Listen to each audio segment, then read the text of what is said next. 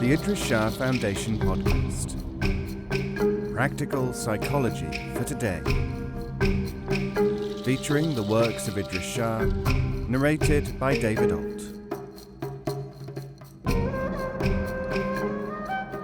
Welcome to the Idries Shah Foundation podcast. On this edition of the podcast, we will hear selections from The World of Nasrudin by Idries Shah. Always too late. Nazardeen had just returned home from the bazaar when he heard the sound of a wedding banquet going on next door. Frantically shedding his work clothes, he washed and, changing into his best robes, flew to his neighbour's house. But in the time it had taken him to change, the feast had finished, the couple had retired for the night, and the merrymakers had all set off home. Returning to his own house, Nazardeen dejectedly started to remove his robes. It seems that the first wedding feast I will get to will be my own.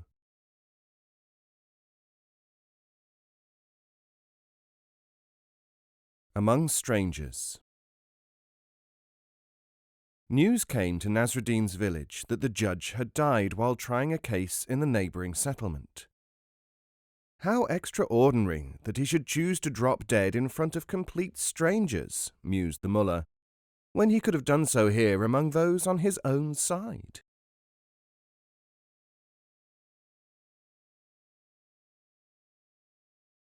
Another man's treasure.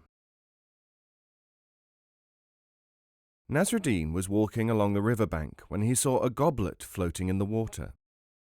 Scooping it up, he looked inside and found that it was half filled with water. On the surface shimmered a man's face. "I'm sorry," he said to his reflection. "I did not realize the goblet was yours," and he hastily returned it to the river.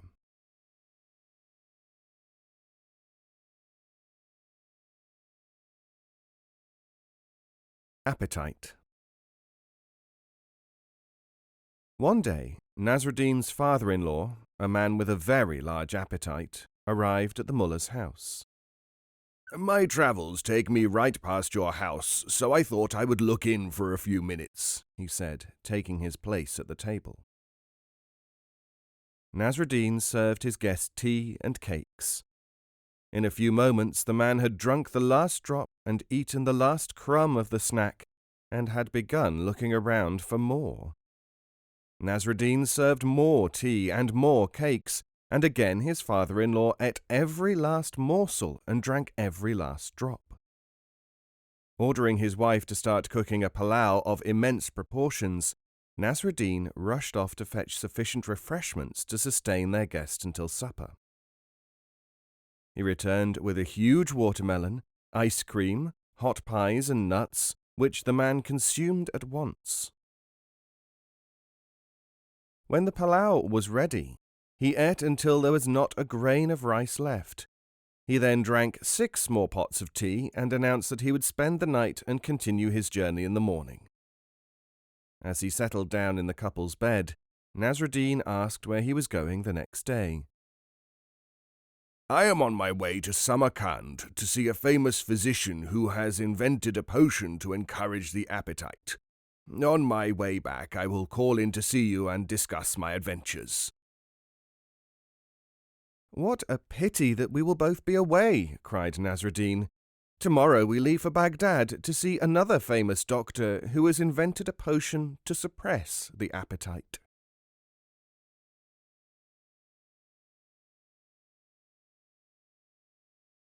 Apples. Mullah Nasrudin was once employed as an apple picker. After a whole day of back-breaking work, his boss, a miser, refused to pay the agreed salary. "I have no money to offer you, but come back tomorrow and do another day's work, and you may eat as many apples as you like." The mullah returned the next day and went on diligently picking fruit from the trees. At sunset he climbed the tallest tree and began to eat apples with such relish that the miser became alarmed. "Why not eat from the lower branches?" he shouted from the ground. I'm starting from the top and working my way down, called Nazardeen. With almost a whole orchard of apples to eat, I'll need to be systematic.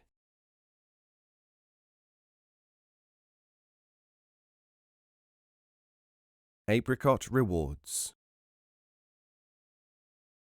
One day, a rabble of mischievous schoolchildren watched Nazardeen buy a kilo of apricots in the bazaar. Following him home in the hope of stealing the fruit, they saw him offer an apricot to a man who greeted him on the path. This is our chance, thought the naughty urchins, and they raced ahead via a shortcut. One by one they approached Nazardeen with greetings and a deep bow. Each boy was given a piece of fruit. When Nazardeen's bag was empty, he saw the doctor coming towards him and immediately hid behind a tree. "Mullah, are you quite well?" asked the concerned physician, seeing him cowering behind the tree. "Yes," replied an embarrassed Nazardeen, "but I have no apricots left."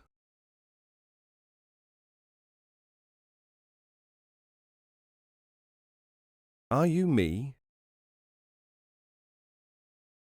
Nazardeen was walking in the crowded city of Baghdad when he bumped into another man and they both fell to the ground. Excuse me," he asked politely, picking himself up. "Are you you or are you me? Because if you are me, then I must be you." "Whoever you are a complete lunatic," replied the other man when he heard the mullah's question.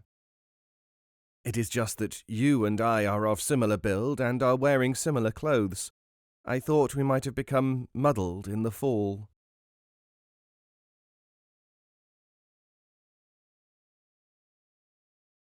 Asking the wrong man.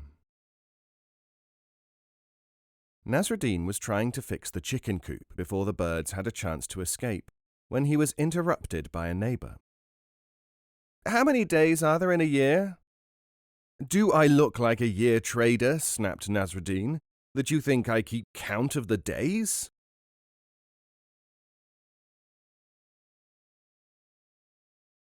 Ask Our Neighbour. One night Nazardeen had a dream that he was married to his neighbour's beautiful young wife. She was so alluring that he could not help but clasp her in his arms and kiss her. But no sooner had he done this than he was woken by a sharp slap. Blinking the sleep from his eyes, he saw his own hatchet-faced wife. "What do you think you are doing?" "I think you had better ask our neighbour."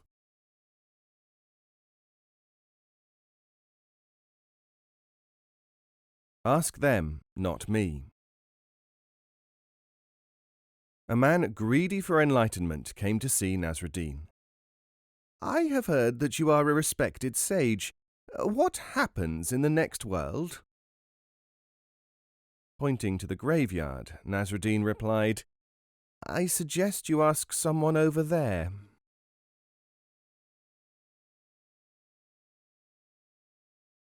Ask the owner. Nazardeen was walking home when he found a stray goat and decided to lead it to his field. "That is a splendid goat, Mullah. How much was it?" asked his neighbour. "A piece of gold." "That is a fine goat," said his wife. "How much did it cost?" "2 pieces of gold." "That is a nice goat, father," said his son. "Was it expensive?" "Why does everyone keep asking me?" asked Nazardeen. "Why don't they ask the man who owns it?"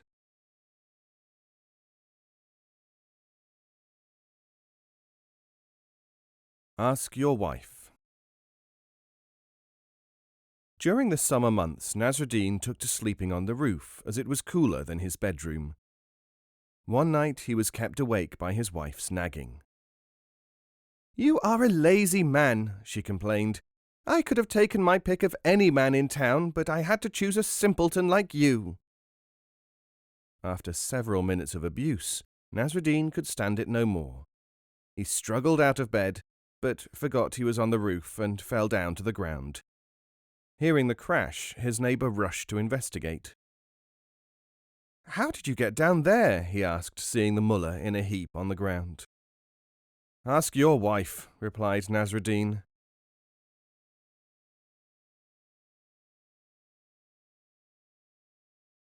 Avoidance. Nazardeen's neighbour was always fretting and complaining. "What shall I do?" he bawled. "When I get up in the morning it's so dark that I might bump into something and hurt my foot." "Get up an hour later?" suggested the mullah.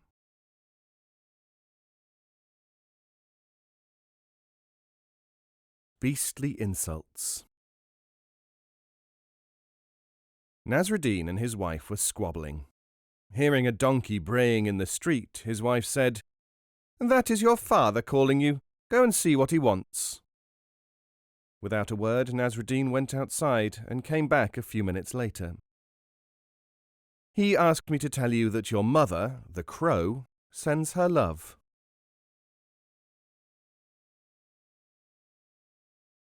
Being an expert.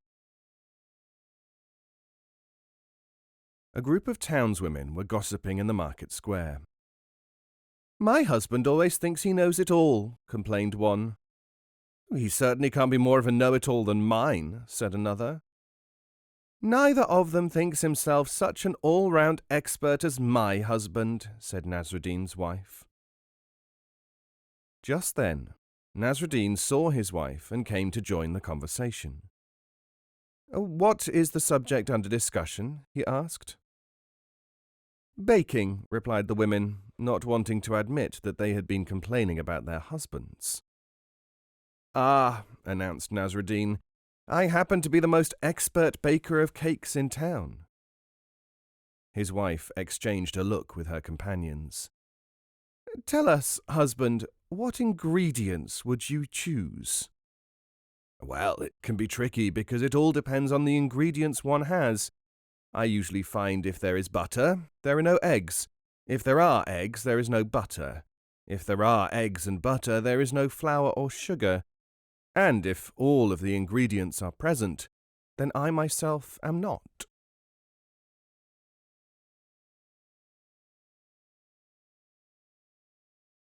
Best way to learn.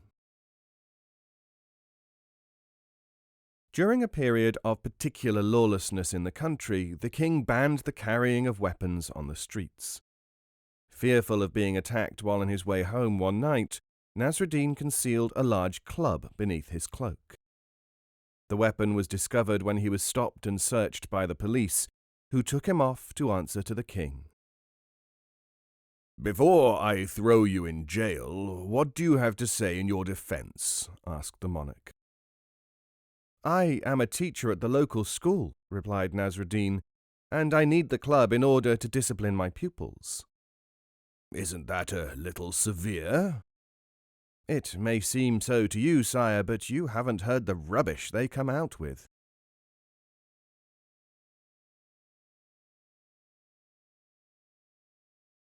Better be a sinner. "You are all worthless sinners and layabouts of low moral worth," a travelling preacher stormed at a collection of villagers. "Not one man from this place will see the gates of paradise." "Are you sure?" asked Mullah Nasruddin in surprise. Infuriated at having his words questioned, the preacher turned on the mullah. "You may joke all you like, you upstart," he bellowed, "but you will be the first to feel the flames of hell licking at your boots." "And where will you be going after your death?" "Need you ask? A virtuous believer such as myself will go straight to eternal paradise." "In that case," replied Nasruddin calmly, "I think it is best if I accompany my friends and kinsmen to hell. I'd rather tell jokes for their amusement than have to put up with maniacs such as yourself for all eternity."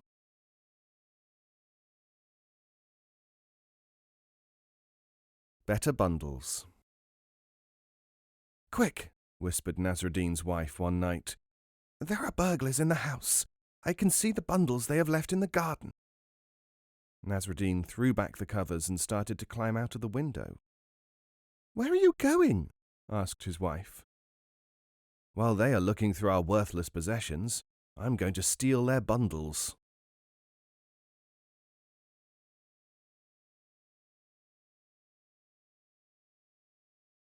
Better off barefoot. Nazardeen bought a new pair of shoes and decided to wear them home. He had not gone far when the left shoe started to rub. The mullah sat and removed the shoe, which rolled down the verge and into a stream. Watching it floating away, Nazardeen looked at the right shoe. "To tell the truth, I'm quite relieved to see your friend go. He was giving me the most terrible blister. Now I can walk home barefoot, and you can rest until your friend returns."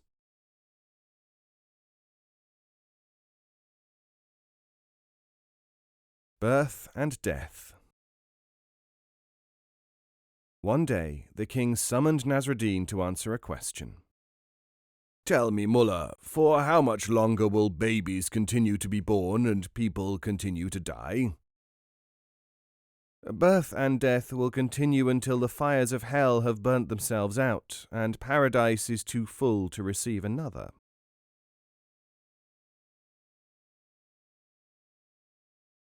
Bitten noses. Nazardeen heard his 2 children fighting outside and went to break them up. In the garden he found the younger clutching his nose and crying. "Why are you crying?" "He bit my nose," the child whimpered, pointing to his brother. "That's a lie," chirped the other. "He bit his own nose."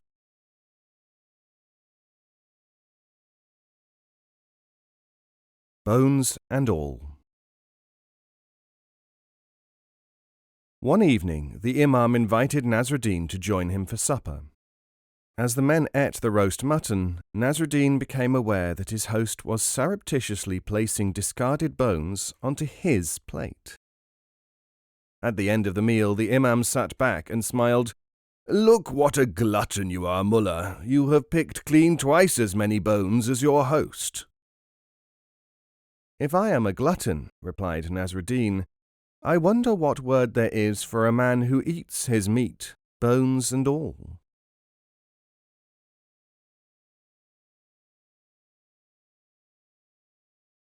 Borrowed names. Nazardeen arrived at the palace with a chicken. "Your Majesty," he announced, bowing low, "last night I was playing cards and bet on your name to bring me luck. Thanks to you I won this bird, and I am repaying the debt." Much pleased by this, the king accepted the bird. Next day, the mullah appeared in court with a goat. "Your Majesty, once again your name has brought me luck, and I would like to offer you this goat in return." Again, the king accepted the present. On the 3rd day, Nazardeen arrived in the throne room with 2 rough-looking men. "Last night," said the mullah, "I borrowed your name once again, but unfortunately this time it failed to bring luck, and I now owe these 2 100 pieces of gold." The king agreed to pay Nazardeen's debts, but told him never to borrow his name again.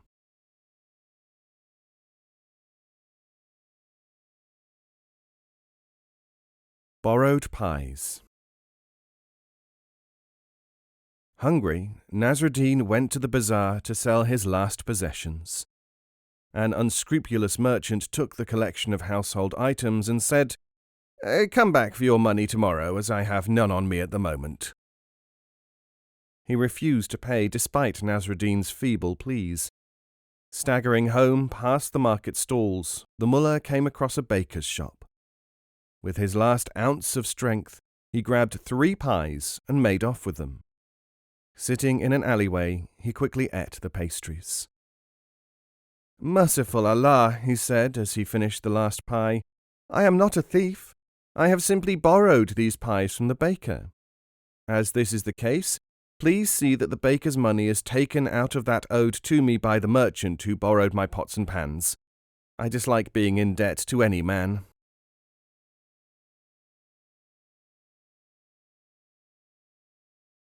Borrowed slippers. Nazardeen was taking an evening stroll when he stumbled over a man lying on the grass, drunk. Rolling him over, he recognized the drunkard to be none other than the judge, a man famous for passing stiff sentences for moral offences. Seeing that the judge was unconscious, Nazardeen removed his ornate slippers and coat and went on his way.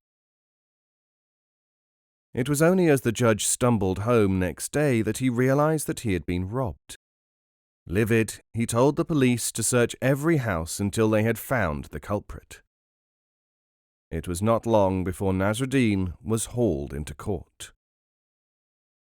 "Where did you get those slippers and that coat?" demanded the judge. "I borrowed them from a drunk I found lying in the gutter late last night," replied the mullah. "I have since tried to return them, but do not know the identity of the man. You don't happen to know him, do you?" "Certainly not," replied the judge, realizing that any other answer would ruin his reputation. "Case dismissed."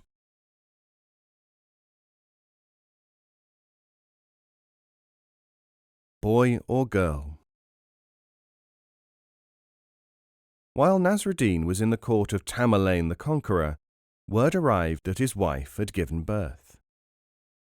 "What has your wife had this time?" the ruler of the world asked Nazardeen.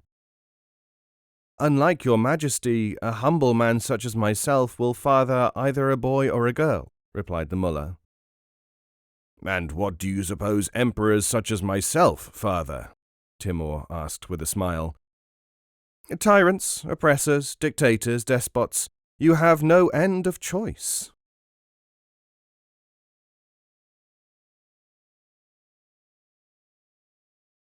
Burglars and the King.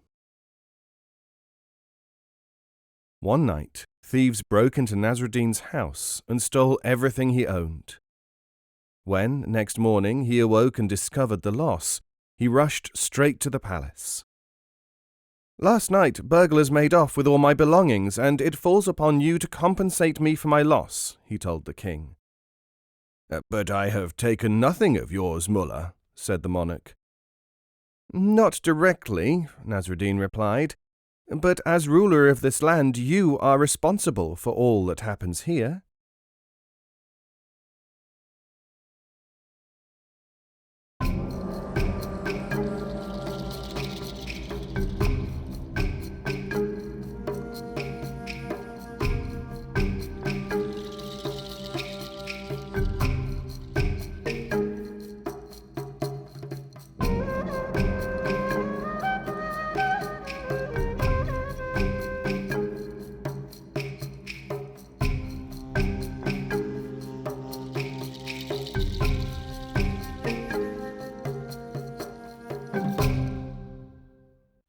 This audio is made available by the Idries Shah Foundation and is copyright 2019.